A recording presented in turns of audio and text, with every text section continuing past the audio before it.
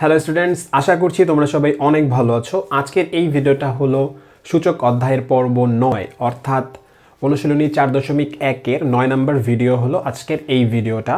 এবং আজকের এই ভিডিওতে আমি সূচক অধ্যায়ের 21 নম্বর যে প্রশ্ন, একটা সৃজনশীল প্রশ্ন রয়েছে, এই সৃজনশীল প্রশ্নের সমাধান করে তোমাদেরকে বুঝিয়ে দেব। তাহলে চলো এখন এই 21 নম্বর প্রশ্নের সমাধান করছি। তো দেখো 21 নম্বর প্রশ্নে দেওয়া রয়েছে p = x to the power a, q = x to the power b এবং r = x to the power c। এবং ক নম্বর প্রশ্নে বলা হয়েছে p to the power bc into q to the power -ca এর মান নির্ণয় করো। সো আমি এখন এই প্রশ্নের সমাধান করব। আচ্ছা, এই পাশে করি। প্রথমেই লিখতে হবে, দেওয়া আছে p = x to the power a এবং q = x to the power b এবং আমাদের প্রদত্ত রাশি হলো এখানে p to the power bc into q to the power -ca। এখন আমি এখানে p আর q এর মান বসাবো। এখানে p এর মান হচ্ছে x to the power a to the power bc এবং q এর মান হচ্ছে x to the power b, এখানে মান হচ্ছে -ca।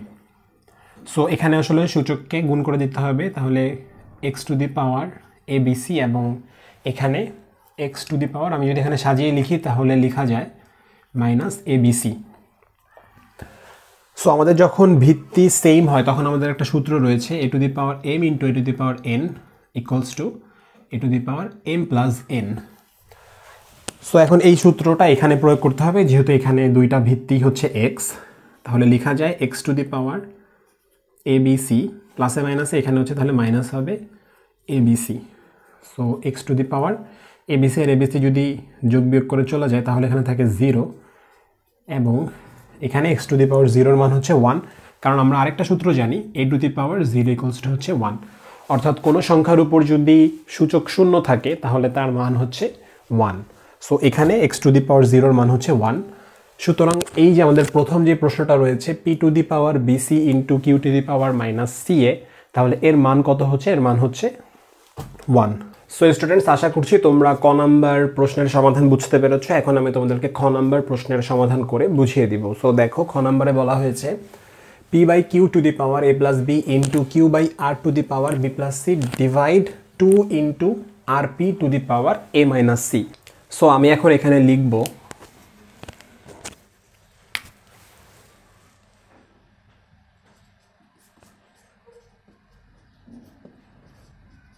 দেওয়া আছে p = x to the power a, q = হচ্ছে x to the power b এবং r = হচ্ছে x to the power c। So এখন আমি এখানে যে প্রশ্নটা দেওয়া রয়েছে সেটা তুলব। প্রদত্ত যে রাশিটা p/q to the power a plus b into q/r to the power হচ্ছে b plus c divide 2 into rp to the power হচ্ছে a minus c। এখন কি করতে হবে? এখন p q r এদের সবার আসলে মানগুলো বসাতে হবে। তাহলে এখানে p এর মান হচ্ছে x to the power a, q এর মান হচ্ছে x to the power b to the power a plus b into q এর মান হচ্ছে x to the power b, r এর মান হচ্ছে x to the power c to the power হচ্ছে b plus c, 2 into r এর মান হচ্ছে এখানে x to the power c এবং এখানে p এর মান হচ্ছে x to the power a এবং to the power তাহলে a minus c। সো এখন এখানে লেখা যায় x to the power a minus b to the power a plus b। So এখানে আমি x to the power a minus b কেন করলাম? কারণ আমরা একটা সূত্র জানি a to the power m divided by a to the power n equals to a to the power m minus n। অর্থাৎ যখন ভিত্তি একই রকম হবে তখন সূচককে আমরা কি করব? মাইনাস করব। সো একইভাবে এখানেও same x to the power b minus c to the power b plus c।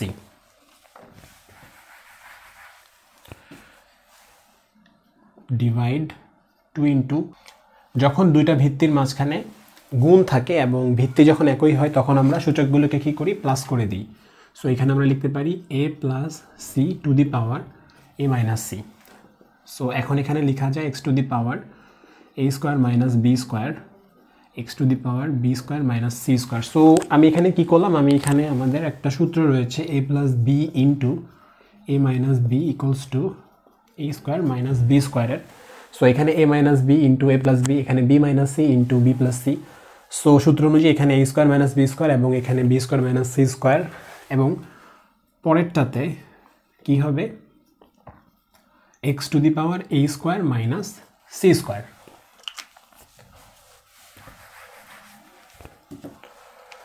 So এখন এখানে যা ছিল তা অ্যাগেইন লিখে দিচ্ছি a square minus B square into X to the power B square minus C square. So এখানে আসলে ভাগ রয়েছে এবং এখানে ইন্টু যদি করে দিই তাহলে এখানে কি লেখা যায় 1/2 into X to the power a square minus C square.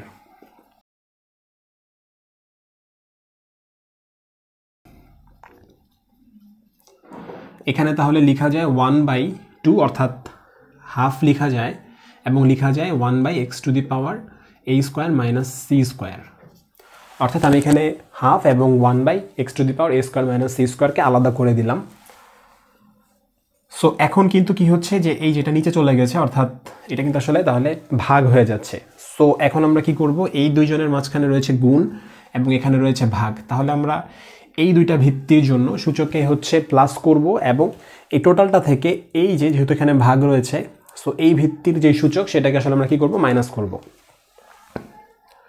তাহলে আমরা লিখতে পারি X to the power a square minus B square, যেহেতু এখানে গুণ সো এখানে B square minus C square, এবং এখানে যেহেতু ভাগ রয়েছে অর্থাৎ এখানে ইন্টু, অর্থাৎ এক্স এর ভ্যালুটা কিন্তু আসলে নিচে রয়েছে।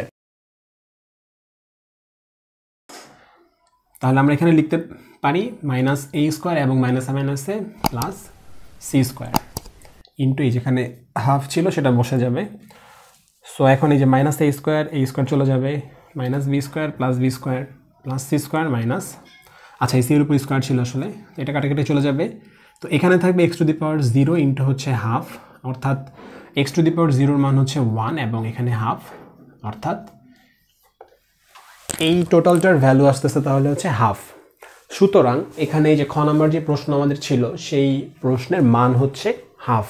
সো আমি আরেকবার একটু রিপিট করি, এখানে আসলে একটা ক্রিটিক্যাল বিষয় হচ্ছে যেখানে যেহেতু ডিভাইড ছিল, সো ডিভাইডের সময় আমাদের কি করতে হবে, যেহেতু আমাদেরকে হচ্ছে সূত্র প্রয়োগ করতে হবে, তার জন্য আমি এইটাকে আসলে যে ইনটু দিয়ে 1/, করে দিয়েছি, অর্থাৎ উল্টিয়ে দিয়েছি। এরপর আমি কি করলাম, এখানে যে হাফটাকে আলাদা করলাম এবং 1/x to the power a square minus C square বসালাম। এখন সূত্র অনুযায়ী এই যে এখানে দুইজনের ভিত্তি সেম, তাহলে এখানে সূত্রগুলোকে আমাদের প্লাস করতে হবে, এবং এখানে আমাদের ভিত্তি সেম কিন্তু এই রাশিটা হচ্ছে আমাদের ভাগ আকারে রয়েছে, তাই এর সূচকটাকে আমরা কি করলাম, এই যে এখানে মাইনাস করে দিলাম।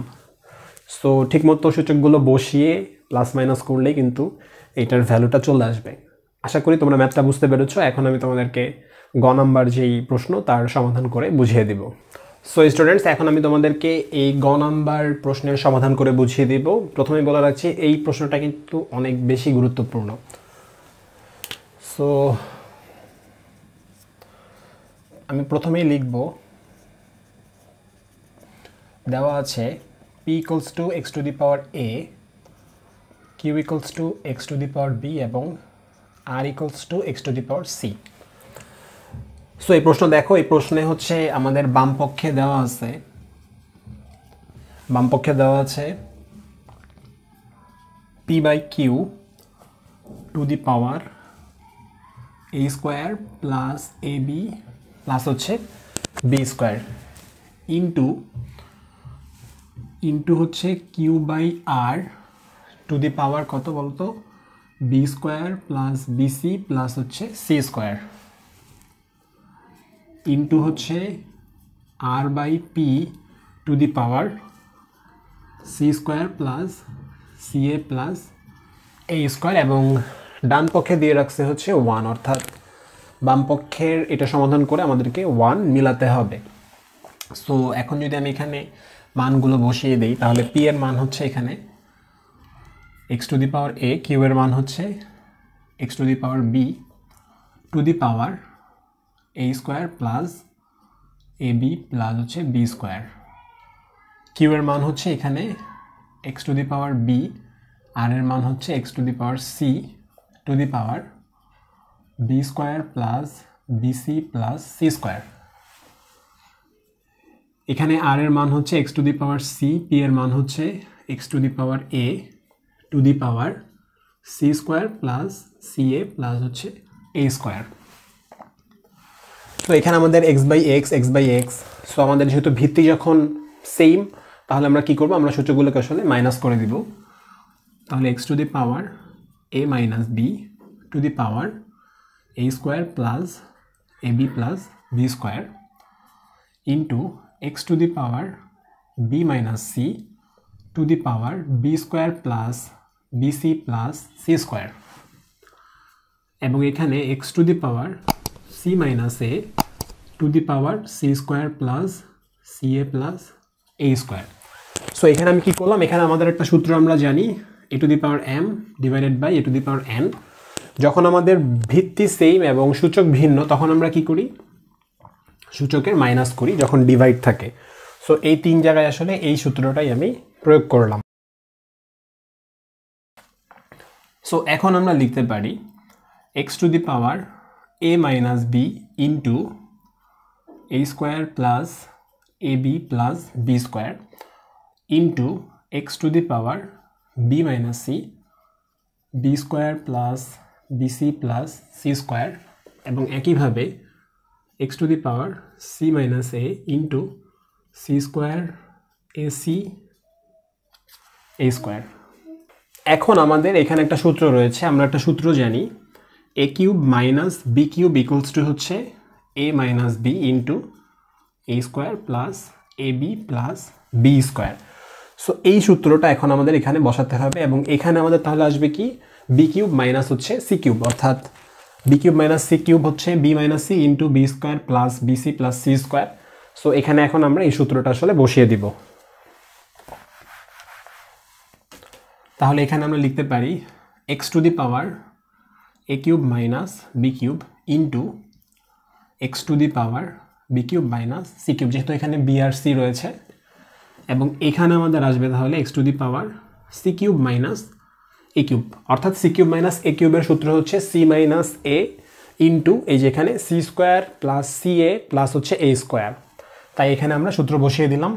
এখন এই তিনটা ভিত্তির মাঝখানে আবার আমাদের রয়েছে গুণ, তাহলে আমরা কি করব, সূচকগুলোকে যোগ করে দিব। সো এখানে লেখা যায় a cube minus b cube plus b cube minus c cube plus c cube minus a cube.